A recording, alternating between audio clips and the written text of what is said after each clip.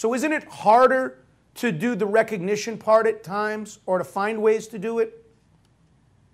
Well, your whole setup and everything that you've just said, I completely agree with. I found myself nodding my head on Skype here. So the one thing I want to tell you is that, and I go into this in the book, but I absolutely believe that recognition of employees is the most important leadership act. And so because it's so important to the health and the psyches of the people to feel that they matter, that their work is valued, that they're appreciated, that there's some significance in the work that people do. That's so important.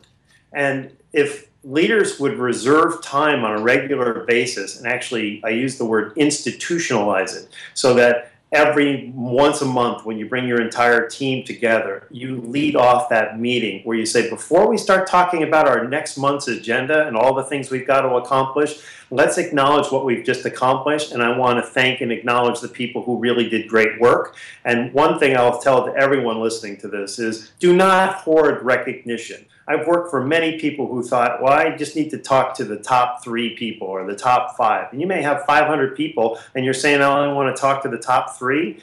Anyone and everyone who is meeting your expectations, you need to thank them, you need to acknowledge them. It turns on the fire in people when they feel that they're appreciated for what they do. It's an extremely powerful leadership act. Well, and it goes right to the title of your book, Lead from the Heart. It touches the heart. I mean, I'll give you some personal experiences. I've been up to this point in my career in mainstream broadcasting my whole life. And oftentimes I would go on the air and I would recognize a camera person or the person that's editing behind the scenes and acknowledge them.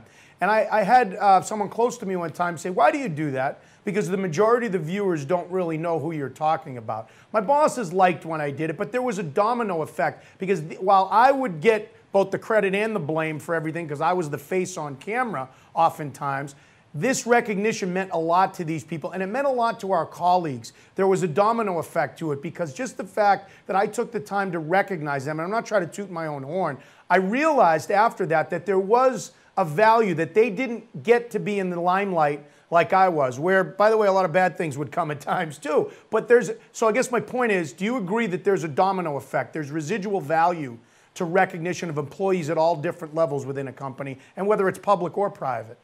I think the answer is absolutely yes. There's a universal law that says to give is to get. And when people feel appreciated, what you don't know is when you're on camera or you're doing an interview, they're thinking of, how can I do something thoughtful to support this person because I care that much, because he cares about me. That's the way it works. It's the law of reciprocity.